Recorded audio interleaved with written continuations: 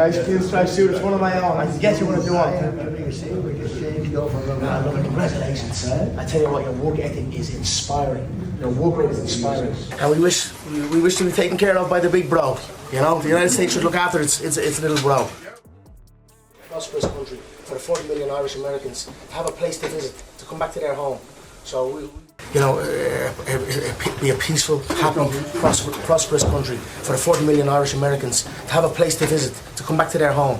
So we wish for our relationship with the United States to continue.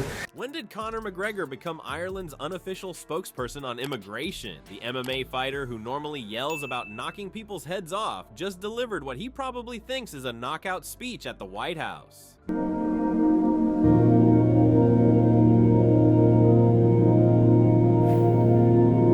Ireland and America, we are siblings.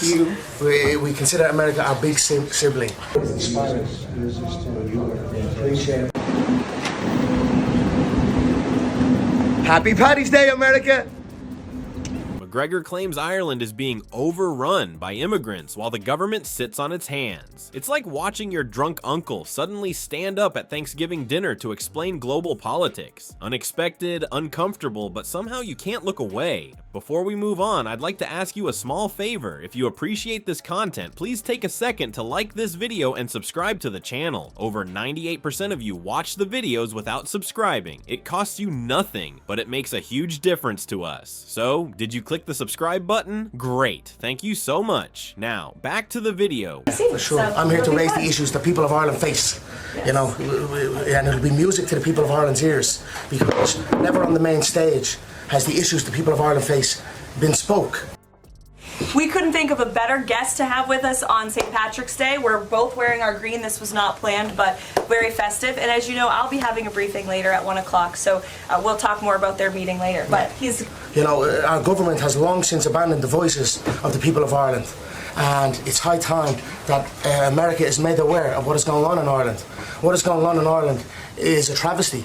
Our government is the government of zero action with zero accountability. Wait, did we just enter some alternate universe where UFC fighters become immigration experts? You know, we've reached peak 2024 when Conor McGregor, the guy whose vocabulary once peaked at "you'll do fucking nuttin'," is now lecturing political leaders about border security. Talk about a career change that nobody saw coming. Remember when McGregor was just that guy from Dublin with lightning fast fists and an even faster mouth? Well, apparently he's traded his octagon shorts for a fancy suit and his post-fight interviews for White House appearances. It's like watching your drunk uncle who starts bar fights suddenly being invited to speak at a United Nations summit. The transition is jarring, to say the least. One minute he's threatening to turn opponents into human pretzels. The next he's addressing 40 million Irish Americans about the perils of immigration policy. It's the political equivalent of throwing a spinning back kick when everyone expected a jab. Who had McGregor becomes anti-immigration spokesperson on their 2024 bingo card?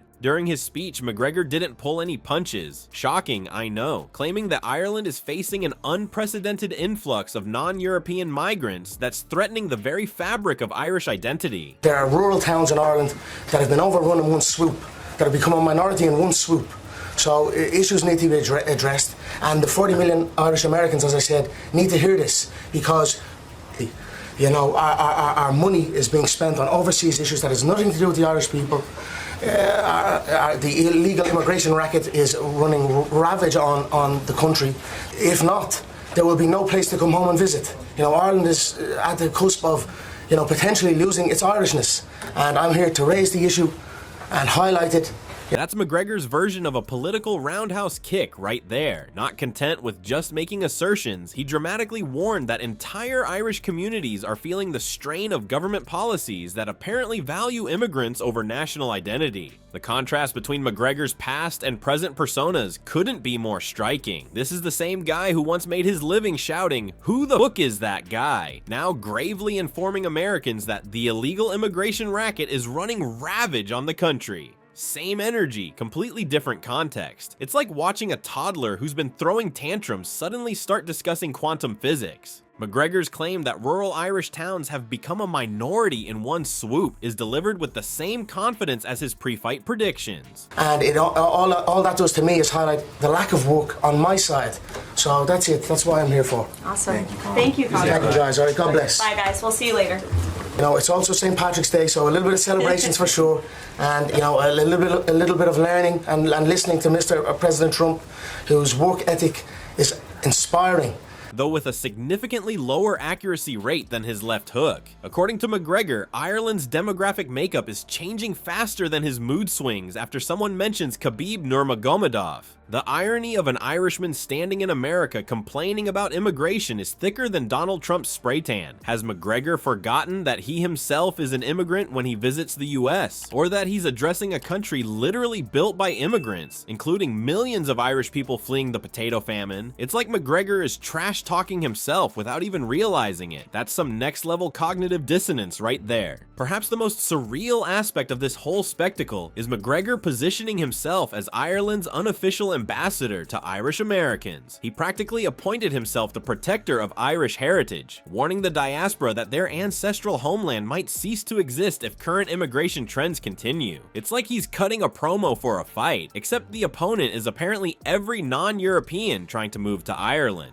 McGregor's pivot to right-wing talking points about preserving national identity might be the most surprising move of his career, and this is coming from a guy known for unexpected fighting strategies. He's gone from fighting for belts to fighting against diversity faster than you can say, tap out. And we wish to be taken care of by the big bro. You know, the United States should look after its little bro. Prosperous country for the 40 million Irish Americans to have a place to visit, to come back to their home. So you know, be a peaceful, happy, prosperous country for the 40 million Irish Americans to have a place to visit, to come back to their home. So we wish for our relationship with the United States to continue. Next thing you know, he'll be running for Irish Parliament with the campaign slogan, "Make Ireland Gaelic Again."